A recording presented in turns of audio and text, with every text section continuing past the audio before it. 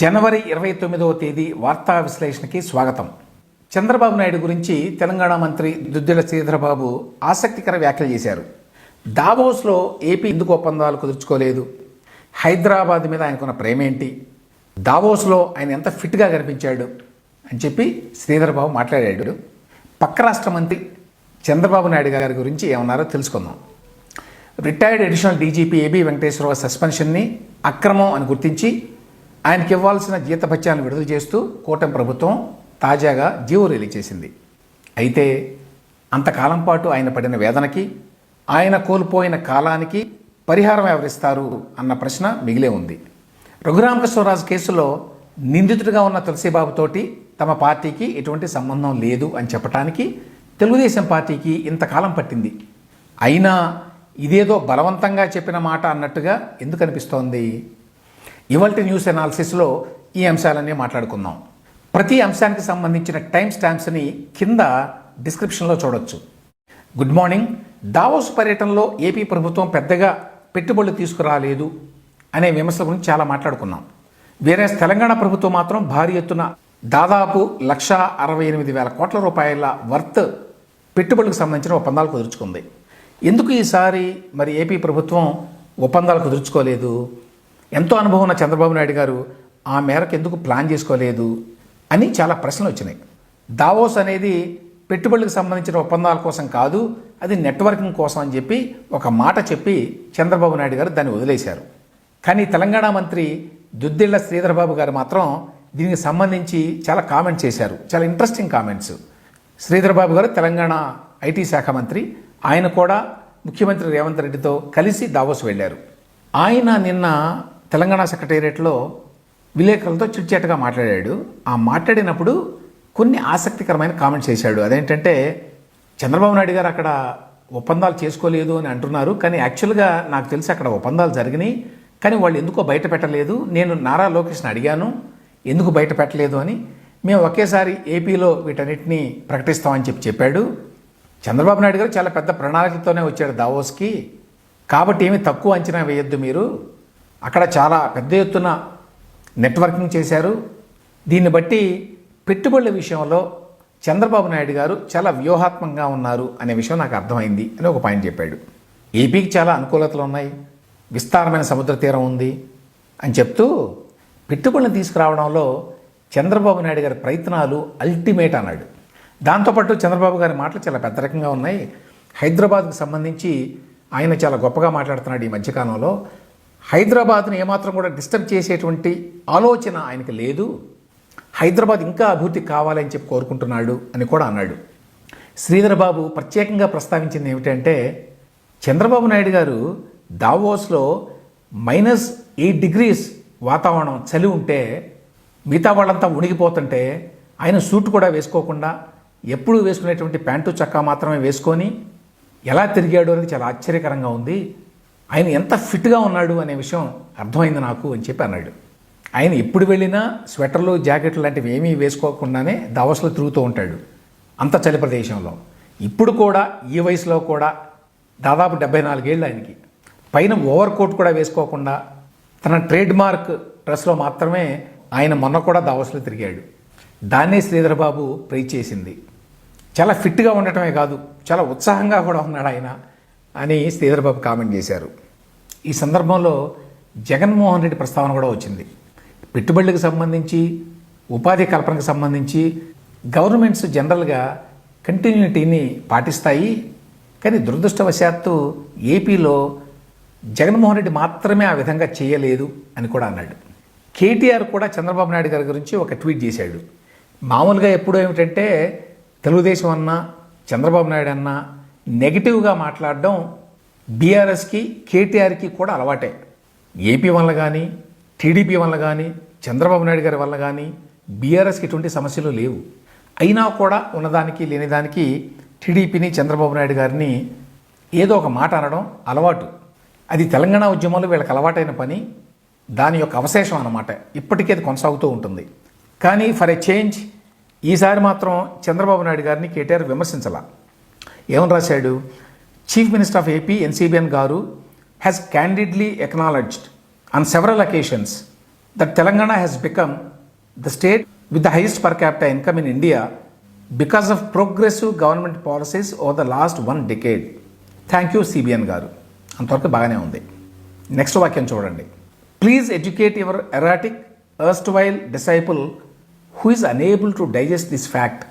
మీ గతకాలపు శిష్యుడు, పూర్వాశ్రమంలో శిష్యుడైనటువంటి రేవంత్ రెడ్డికి ఈ విషయాన్ని చెప్పండి, ఒప్పుకోమనండి అని. చంద్రబాబు నాయుడికి ఏం పని? రేవంత్ రెడ్డికి ఏదో సలహా ఇవ్వడం, మీరు బీఆర్ఎస్ని ఏమనొద్దనో, లేకపోతే బీఆర్ఎస్ కాలంలో బ్రహ్మాండంగా అభివృద్ధి చెందిందని మీరు చెప్పండి అను. ఆయన చెప్పాడు ఆ మాట, పదే పదే చెప్పాడు. ప్రత్యేక రాష్ట్రం ఏర్పడిన తర్వాత కూడా తెలంగాణలో, మరీ ముఖ్యంగా హైదరాబాదులో అభివృద్ధికి సంబంధించి గతంలో ఉన్న విధానాలను కొనసాగించారు. దానివల్ల ఇవాళ హైదరాబాద్ చాలా అభివృద్ధి చెందింది. ఇవి కదా చంద్రబాబు నాయుడు గారు మాట్లాడిన మాటలో. దానికి మెచ్చుకోకుండా మీ శిష్యుడు కూడా చెప్పండి ఈ మాట అనేటువంటి తుంటరి లెఫ్ట్ హ్యాండెడ్ కాంప్లిమెంట్ ఎందుకు అంటే, పాత అలవాట్లు బీఆర్ఎస్కి కేటీఆర్కి ఇంకా పోలేదని అర్థం. మాజీ అడిషనల్ డీజీపీ ఏబీ వెంకటేశ్వరరావు గారికి జగన్మోహన్ రెడ్డి ప్రభుత్వంలో జరిగిన అన్యాయాన్ని ఈ ప్రభుత్వం పూర్తిగా రివర్స్ చేసింది. తాజాగా ఆయన సస్పెన్షన్ కాలాన్ని క్రమబద్ధీకరించింది. రెగ్యులరైజ్ చేయడం అంటే ఏంటంటే, అప్పుడు జగన్మోహన్ రెడ్డి ప్రభుత్వం 2 విడతలుగా ఆయన సస్పెన్షన్లో ఉంచింది. ఒకసారేమో 2020 ఫిబ్రవరి 8 నుంచి 2022 ఫిబ్రవరి 7 వరకు, ఆ తర్వాత 2022 జూన్ 28 నుంచి 2024 మే 30 వరకు 2 విడతల్లో. అంటే దాదాపు 4 ఏళ్ల పాటు ఆయన సస్పెన్షన్లో ఉన్నాడు. అంటే more or less Jaganmohan Reddy ఉన్నంతకాలం ఆయన ఉద్యోగంలో లేడు. ఉద్యోగంలో లేకపోవడమే కాదు, ఆయన సస్పెండ్ చేయడం వల్ల సస్పెన్షన్ కాలంలో ఆయనకు పూర్తిగా జీతం కూడా రాలా. సబ్సిస్టెన్స్ అలవెన్స్ అని చెప్పి ఇస్తారు సస్పెన్షన్లో ఉన్నప్పుడు, 50% వరకు ఇస్తారు. మిగతా 50% ఇవ్వరు. వాటితో పాటు అలవెన్సులు ఇతరత్ర ఏవైతే ఎలిజిబిలిటీ ఉంటుందో అవి కూడా ఇవ్వరు. ఈవెన్ సబ్సిస్టెన్స్ అలవెన్స్ కూడా ఇవ్వాలా చాలా కాలం పాటు. ఈ మధ్య ఎక్కడో మీటింగ్లో మాట్లాడుతూ ఏబీ వెంకటేశ్వర గారు ఆ మాట చెప్పారు, నాకు జీతం అన్నా ఇవ్వండి అని చెప్పి వెళ్ళి అప్పుడు అజయ్ కల్లాన్ని నేను అడిగాను. ఆయనేమో మీరు ఒక లెటర్ రాయండి అన్నాడు. లెటర్ రాస్తే లెటర్ రాస్తాడా అని చెప్పి జగన్మోహన్ రెడ్డికి ఇంకా కోపం వచ్చి మళ్ళీ సెకండ్ టైం సస్పెండ్ చేశాడు అని. ఇప్పుడు ఈ 4 ఏళ్ల కాలాన్ని కూడా క్రమబద్ధీకరించారు. అంటే అర్థం ఏంటి? ఈ 4 ఏళ్ళు అంటే సస్పెన్షన్లో ఉన్న ఈ కాలంలో ఏబీ వెంకటేశ్వరరావు గారు ఉద్యోగంలో ఉన్నట్టే అన్నట్టుగా ట్రీట్ చేస్తారు. సో ఆ రకంగా జగన్మోహన్ రెడ్డి చేసినటువంటి అన్యాయాన్ని ఈ కూటమి ప్రభుత్వం సరిదిద్దింది. దీంతోపాటు అసలు సస్పెన్షన్కి దారితీసినటువంటి అభియోగాలు ఏవైతే ఉన్నాయో, ఏ అభియోగాలు పెట్టి ఆయన సస్పెన్షన్ చేశారో, తర్వాత డిస్మిస్ కూడా చేయండి అని చెప్పి కేంద్ర ప్రభుత్వానికి లేఖ రాశారో, ఆ అభియోగాలను కూడా కూటమి ప్రభుత్వం కొంతకాలం కిందట తొలగించింది. ఏంటి ఆయన మీద ఆరోపణ? ఏరోస్టాట్ అట్లాగే యుఏవి అనే సెక్యూరిటీ ఎక్విప్మెంట్ కొనుగోళ్లలో ఆయన అక్రమాలకు పాల్పడ్డారు డీజీపీ ఇంటెలిజెన్స్గా ఉన్నప్పుడు. 2020 ఫిబ్రవరిలో ఈ ఆరోపణల మీద సస్పెండ్ చేశారు. విషయం ఏంటంటే, ఈ అభియోగాల్లో ఎటువంటి వాస్తవం లేదు అని చెప్పి క్లియర్గా ఎవిడెన్స్ ఉంది. ఫస్ట్ పాయింట్ ఏంటంటే, రాష్ట్ర ప్రభుత్వానికి ఎటువంటి ఆర్థిక నష్టం జరగల. ఆర్థిక నష్టం జరగని చోట అవినీతి జరిగిందని చెప్పడానికి లేదు. తర్వాత వీళ్ళు ఎక్విప్మెంట్ కొందామని చెప్పి state trading corporation of India, అది గవర్నమెంట్ ఆఫ్ ఇండియా అండర్టేకింగ్, వాళ్ళకి నిధులు ఇచ్చారు. వీళ్ళు క్యాన్సిల్ చేసుకుంటే మళ్ళీ నిధులను వెనక్కి ఇచ్చారు. కాబట్టి ఇందులో ఇంకా అవినీతి స్కోప్ ఎక్కడా లేదు. ఆ తర్వాత అసలు ఈ కొనుగోలు వ్యవహారానికి సంబంధించి డీజీపీ ఇంటెలిజెన్స్కి ఎటువంటి అధికారాలు ఉండవు. వాటిని కొనుగోలు చేయాలా లేదా అనేది డీజీపీ మాత్రమే నిర్ణయిస్తారు. ఇవన్నీ ఆధారాలు ఉండగా కూడా వీళ్ళు చాలా కలపటి నడిపించారు. ఇప్పుడు ఆ అభియోగాల్లో ఎటువంటి పస లేదని చెప్పి వాటిని తీసేశారు. తాజాగానేమో ఈ 4 ఏళ్ల కాలానికి ఆయనకి పూర్తి జీతం చెల్లించలేదు కాబట్టి ఆ బకాయిలన్నింటినీ ఇప్పుడు చెల్లిస్తూ ఒక జీవో ఇచ్చారు. ఇంతవరకు బాగానే ఉంది. కానీ ఇక్కడ పాయింట్ ఏమిటంటే, ఆయన కోల్పోయినటువంటి అవకాశాలకి, కాలానికి పరిహారం ఎవరు చెల్లిస్తారు? ఆయనకు జరిగిన అన్యాయానికి ఎవరిది బాధ్యత? ఎవరిని బాధ్యులను చేస్తారు? బాధ్యులకి ఎట్లాంటి శిక్ష విధిస్తారు? 30 ఏళ్ల పాటు ఉద్యోగం చేసిన తర్వాత ఉన్నత స్థానానికి ఎదుగుతారు, డీజీపీ గాను, చీఫ్ సెక్రటరీ గాను. అటువంటి కీలకమైన టైంలో అక్రమంగా అభియోగాలు మోపి అక్రమంగా సస్పెండ్ చేస్తే ఆయన కోల్పోయినటువంటి అవకాశాలకి బాధ్యత ఎవరిది? దానికి మాత్రం సమాధానం లేదు. కూటమి ప్రభుత్వం కూడా ఇంత చేసాం ఇంకా చాలు అనేటువంటి ధోరణిలో ఉంది. అయితే ఇప్పటికీ కూడా ఏబీ వెంకటేశ్వరరావు గారి మీద ఆ పసలేని అభియోగాలకు సంబంధించి ఛార్జ్షీట్ కూడా ఫైల్ చేశారు కోర్టులో. అది ఇంకా ఉన్నది. రేపు కోర్టులో వాదనలకు వచ్చినప్పుడు రాష్ట్ర ప్రభుత్వం మేము ఇంతకుముందు చేసిన ఆరోపణల్లో పసలేదని తేలింది అని చెప్పాలి. చెప్తే ఆ కేసును కూడా కొట్టేస్తారు. కానీ ఈ కేసులో పుణ్యమా అని చెప్పి ఆయన కీలక సమయంలో ఒక గొప్ప అవకాశాన్ని కోల్పోవడమే కాకుండా లక్షల రూపాయలు కోర్టుల చుట్టూ తిరగడానికి లాయర్ల ఫీజులకి ఖర్చు పెట్టాల్సి వచ్చింది. ఇది కాకుండా ఒక సీనియర్ పొజిషన్లో ఉన్నప్పుడు ఉద్యోగంలో నుంచి సస్పెండ్ చేయడం వల్ల పడేటువంటి మనోవేదనకి వెలకట్టలేం. అమెరికా లాంటి దేశాల్లోనైతే ఈ విధంగా మెంటల్ యాగనీకి గురి చేసినందుకు పరిహారాన్ని కోరతారు మిలియన్స్ ఆఫ్ డాలర్స్లో. మరి ఏబీ వెంకటేశ్వరరావు గారు కోర్టుకు వెళ్తారో లేదో తెలియదు, ప్రభుత్వం మీద కేసు వేస్తారో లేదో తెలియదు, కానీ ఆయన కేసులో పూర్తిగా న్యాయం జరిగింది అని చెప్పడానికైతే లేదు. పోలవరం పనులు ఊపందుకున్నాయి. పోలవరంలో జరుగుతున్న పనుల మీద తాజాగా తీసిన విజువల్స్ ఇవి చూడండి.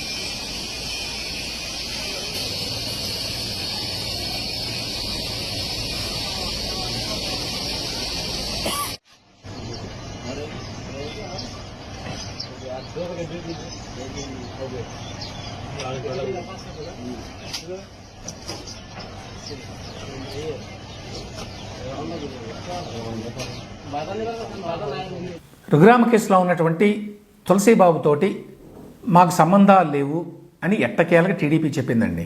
చాలా టైం పట్టింది ఈ మాట చెప్పడానికి. దాన్ని బట్టి అర్థం చేసుకోవచ్చు కామేపల్లి తులసీబాబుకి తెలుగుదేశం పార్టీలో కొందరు నాయకులతోటి ఎటువంటి సన్నిహిత సంబంధాలు ఉన్నాయో. గమ్మత్ ఏమిటంటే వైసీపీ ఉన్నప్పుడు వైసీపీ నాయకులతోటి అంతే సన్నిహిత సంబంధాలు ఉన్నాయి. మరీ ముఖ్యంగా పివి సునీల్ కుమార్ గారితో ఎంత సంబంధాలు ఉన్నాయంటే ఆయన సిఐడి ఆఫీస్కి ఎప్పుడు కావాలంటే అప్పుడు వెళ్ళేవాడు, ఎప్పుడు కావాలంటే అప్పుడు సిఐడి చీఫ్ను కూడా కలిసేవాడు. ఆ తర్వాత ఆయన గుడివాడ ఎమ్మెల్యేగా పోటీ చేసిన వెనిగండ్ల రాముకి సన్నిహితుడయ్యాడు. ఎందుకంటే గుడివాడ రాము గారికి పివి సునీల్ కుమార్ గారు సన్నిహితుడట. ఆ రకంగా ఆయన దగ్గర చేరాడు. ఎన్నికల ముందు వెనిగండ్ల రాము విజయం కోసం కూడా పనిచేశాడని చెప్తున్నారు. నిజమై ఉండొచ్చు అది కూడా. కానీ గత ప్రభుత్వంలో జరిగిన అనేక అక్రమ కార్యకలాపాల్లో ఈయన హస్తం కూడా ఉంది అని తెలిసిన తర్వాత తెలుగుదేశం పార్టీ ఆయన దూరంగా పెట్టాల్సింది. కానీ వెనిగండ్ల రాము మాత్రం గుడివాడలో ఆయన చాలా ప్రాధాన్యం ఇచ్చి ఎమ్మెల్యే తర్వాత ఈయనే ఎమ్మెల్యే ఈ నియోజకవర్గానికి అన్న రీతిలో వ్యవహరించాడు అని చెప్పి ఆరోపణలు. ఈ నేపథ్యంలో రఘురామకృష్ణరాజు గారు తులసీబాబుని ఐడెంటిఫై చేయటం, ఇతనే ఆ రోజు రాత్రి ముసుగు కప్పుకొని నా గుండెల మీద కూర్చున్న వ్యక్తి సిఐడి ఆఫీసులో అని చెప్పటం, దాని మీద ఆయన నిందితుడిగా చేర్చటం, ఒంగోలు పోలీసులు ఆయన ఒకసారి ప్రశ్నించడం జరిగింది. అరెస్ట్ కూడా చేశారు. ఇప్పుడు మళ్ళీ కస్టడీలో ఆయన ప్రశ్నిస్తున్నారు. ఇంతకాలం అయిన తర్వాత, ఇన్ని డెవలప్మెంట్స్ అయిన తర్వాత ఇప్పుడు చాలా లేటుగా మేలుకొని తెలుగుదేశం పార్టీ అధిష్టానం ఈ తులసీబాబుకి తెలుగుదేశం పార్టీతో సంబంధాలు లేవు అని చెప్పింది. కానీ అది కూడా ఏదో బలవంత పెళ్లిలాగా చెప్పినట్టుగా ఉంది. గుడివాడ ఎమ్మెల్యే వెనిగండ్ల రాముని కూడా కన్విన్స్ చేసి అప్పుడు చెప్పారట ఈ మాట బయటికి. దీన్ని బట్టి అర్థం చేసుకోవాల్సింది ఏమిటంటే తెలుగుదేశం పార్టీలో కూడా ఇన్ని రకాల ప్రెషర్స్ నడుస్తున్నాయి. ఏ రకంగా అధికారమే పరమావధి అన్నట్టుగా అటు నాయకత్వం ఇటు ఎమ్మెల్యేలు కావచ్చు ఇతరులు కావచ్చు వ్యవహరిస్తున్నారు అని చెప్పడానికి ఇది ఒక తాజా ఉదాహరణ అనమాట. చివరిగా 2 స్మాల్ డెవలప్మెంట్స్ గురించి. ఒకటి, నందిగం సురేష్కి బెయిల్ వచ్చింది. నందిగం సురేష్ మీద 2 కేసులు ఉన్నాయి. ఒకటేంటంటే టీడీపీ ఆఫీస్ మీద దాడి చేసిన వాళ్ళలో ఈయన ఉన్నాడని చెప్పి ఫస్ట్ అరెస్ట్ చేశారు. ఇది ఎప్పుడు సెప్టెంబర్లో. ఆ తర్వాత నెలకి ఈయన ఒక హత్య కేసులో కూడా ఉన్నాడు అని చెప్పారు. ఈయన తరఫు మనుషులు ఇంకో వర్గం మీద దాడి చేస్తే అందులో మరియమ్మ అనే మహిళ చనిపోయిందట. ఆ హత్య కేసులో ఈయన్ని నిందితుడిగా ప్రకటించి ఈయన పాత కేసులో జైల్లో ఉన్నప్పుడే మళ్ళీ అరెస్ట్ చేశారు. అది అక్టోబర్ 5వ తేదీన. అంటే మొత్తంగా 5 నెలల పాటు జైల్లో ఉన్నాడు. ఇప్పుడు 2 కేసులో కూడా బెయిల్ వచ్చింది. తాజాగా 2వ కేసులో బెయిల్ వచ్చింది నిన్న. 5 నెలల తర్వాత బెయిల్ రావడం సహజమే. తెలుగుదేశం పార్టీ అధికారంలోకి వచ్చిన తర్వాత కొంచెం గట్టిగా ఫాలోఅప్ చేసి కేసులు నడిపించింది బహుశా ఈ నందిగం సురేష్ మీద మాత్రమే. ఇంకో డెవలప్మెంట్ ఏమిటంటే రామ్ గోపాల్ వర్మకి ప్రకాశం జిల్లా పోలీసులు మళ్ళీ 41A నోటీస్ ఇచ్చారు. ఆయన మీద గతంలో ప్రకాశం జిల్లా పోలీసులు కేసు పెట్టిన విషయం తెలుసు. ఏంటి కేసు?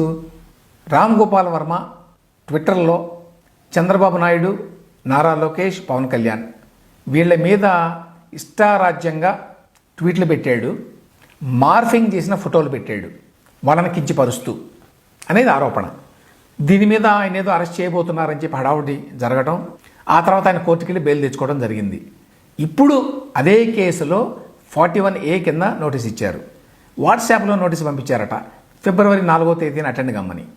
నిన్ననే సుప్రీంకోర్టు 41A కింద నోటీసుల్ని వాట్సాప్ ద్వారా కానీ ఈమెయిల్ ద్వారా కానీ ఇవ్వడానికి వీల్లేదు అని చెప్పింది. అయినా కూడా మరి పోలీసులు తమకు సంబంధించిన అంశాలను కూడా ఫాలో కారో ఏమిటో తెలియదు మనకి.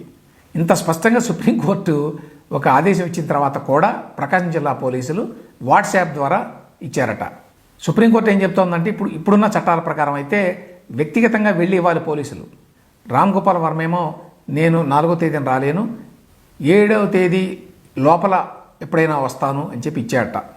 ఇదేమైనప్పటికీ పోలీసులు కూడా చట్టాలను అర్థం చేసుకోవడంలో ఎంత స్లోగా ఉంటారని చెప్పడానికి ఇది ఒక ఉదాహరణ. ఇవి వాటి ప్రధాన వార్తలు, వాటి విశ్లేషణ. మళ్ళీ రేపు ఇదే సమయానికి కలుసుకుందాం.